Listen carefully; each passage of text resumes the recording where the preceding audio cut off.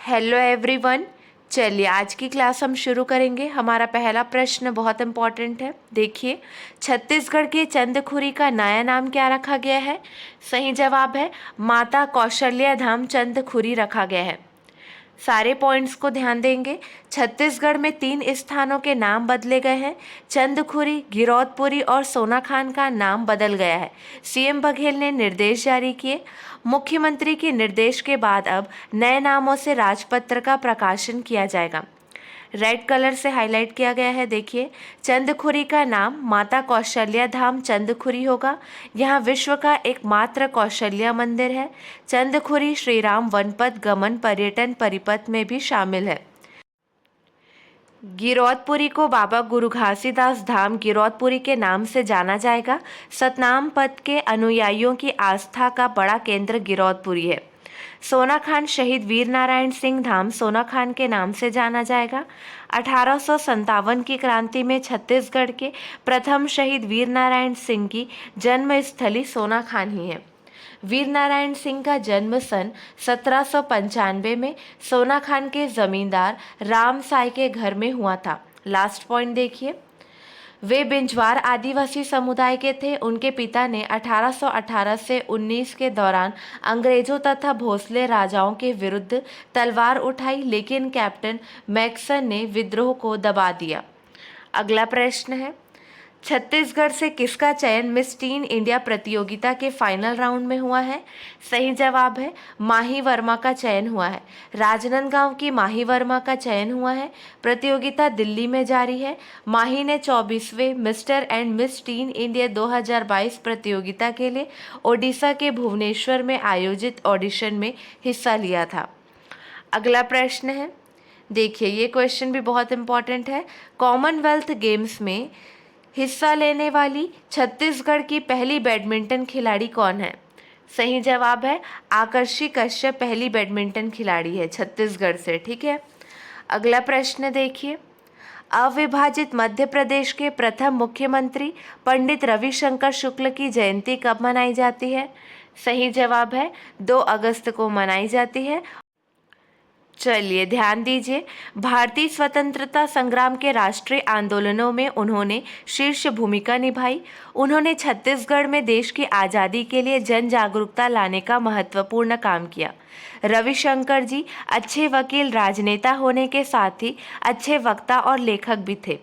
छत्तीसगढ़ शासन ने उनकी स्मृति में सामाजिक, आर्थिक तथा शैक्षिक क्षेत्र में अभिनव प्रयत्नों के लिए पंडित रविशंकर शुक्ल सम्मान स्थापित किया। रेड कलर से हाईलाइट किया गया है, उसे देखिए। पूर्व केंद्रीय मंत्री शहीद विद्याचरण शुक्ल की भी 2 अगस्त को जयंती है, मतलब आज ही के दिन। उन्होंने केंद्रीय मंत्री के रूप में कई सालों तक छत्तीसगढ़ का प्रतिनिधित्व किया। केंद्रीय मंत्री के रूप में विद्याचरण जी ने देश के साथ साथ छत्तीसगढ़ के विकास की राहें भी प्रशस्त की। अगला प्रश्न, हाल ही में प्रधानमंत्री नरेंद्र मोदी ने किस शहर में अंतर्राष्ट्रीय वित्तीय सेवा केंद्र प्राधिकरण के मुख्यालय भवन की आधारशिला रखी है? सही जवाब है गांधीनगर। प्रधानमंत्री नरेंद्र मोदी ने गुजरात के गांधीनगर के गिफ्ट सिटी में अंतर्राष्ट्रीय वित्तीय सेवा केंद्र प्राधिकरण के मुख्यालय भवन की आधारशिला रखी। अंतर्राष्ट्रीय वित्तीय सेवा केंद्र प्राधिकरण की स्थापना भारत सरकार द्वारा देश में अंतर्राष्ट्रीय वित्तीय सेवा केंद्रों को विकसित और विनियमित करने के लिए की गई थी। इसकी स्थापना अप्रैल 2020 में हुई थी। अगला प्रश्न है, इनमें से किस बैंक ने हाल ही में पटना में अपना पहला करेंसी चेस्ट स्थापित किया है? सही जवाब है बंधन बैंक। बंधन बैंक ने हाल ही में पटना में अपना पहला करेंसी चेस्ट स्थापित किया है। बैंक के अनुसार इससे प्रत्यक्ष या अप्रत्यक्ष रूप से सभी ग्राहकों को फायदा होगा। पटना में दैनिक आधार पर बहुत सारे नकल लेन देन होते हैं। ऐसे में करेंसी चेस्ट से बैंक शाखाओं को भी लाभ होगा। अगला प्रश्न, कॉमनवेल्थ गेम्स 2022 में वेट लिफ्टिंग में बिंदिया रानी ने भारत के लिए कौन सा पदक जीता है? सही जवाब है सिल्वर पदक जीता है। बिंदिया रानी देवी ने महिलाओं की 55 किलोग्राम स्पर्धा में अपनी दावेदारी पेश की। बिंदिया ने क्लीन एंड जर्क राउंड में 116 किलो का वजन उठाया। कुल 202 किलो वजन उठाने के साथ बिंदिया रानी ने रजत पदक अपने नाम किया। अगला प्रश्न है, भारतीय भारोत्तोलक गुरुराजा पुजारी ने बर्मिंघम कॉमनवेल्थ गेम 2022 में 61 किलोग्राम फाइनल में कौन सा पदक जीता है? सही जवाब है कांस्य पदक जीता है। भारतीय भारोत्तोलक गुरुराजा पुजारी ने बर्मिंघम कॉमनवेल्थ गेम्स 2022 में पुरुषों के 61 किलोग्राम फाइनल में कांस्य पदक जीता है। पुजारी ने 269 किलोग्राम, स्नैच में 118 किलोग्राम और क्लीन एंड जर्क में 151 किलोग्राम का संयुक्त भार उठाने के लिए भारत का दूसरा पदक सुनिश्चित किया। गुरुराजा ने 2018 के गोल्ड कोस्ट खेलों में भी मेडल जीता था, तब उन्हें सिल्वर मेडल मिला, लेकिन इस बार कांस्य से ही संतोष करना पड़ा। अगला प्रश्न, सेमीकंडक्टर नीति शुरू करने वाला पहला राज्य कौन बन गया है?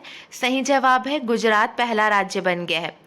गुजरात सरकार ने अपनी सेमीकंडक्टर नीति की घोषणा की, जिसका मकसद इस क्षेत्र में नए निवेश को आकर्षित करना है।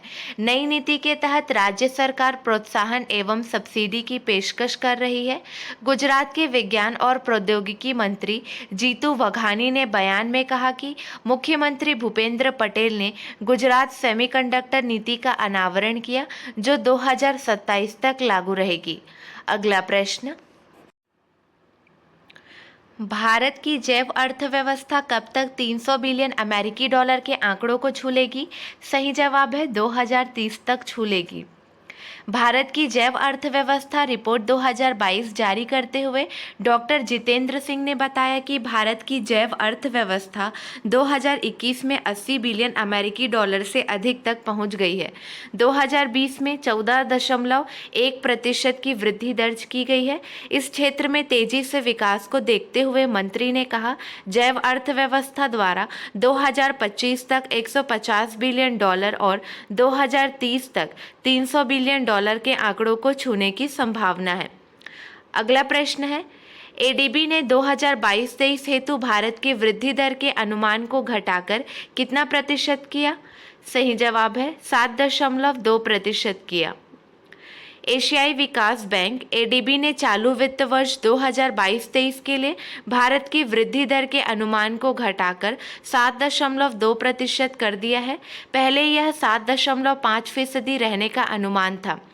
इस बीच मनीला स्थित बहुपक्षीय विकास बैंक ने वित्त वर्ष 24 के विकास अनुमान को संशोधित कर 7.8% कर दिया है, जो पहले अनुमानित 8% था। हालांकि इसने वित्त वर्ष 2023 के लिए भारत के लिए मुद्रास्फीति के अनुमान को पहले के 5.8% से बढ़ाकर 6.7% कर दिया। चलिए ध्यान दीजिए, एशियाई विकास बैंक मुख्यालय है मंडलुयोंग, फिलीपींस में। एशियाई विकास बैंक के अध्यक्ष है मात्सुत्सुगु असाकावा।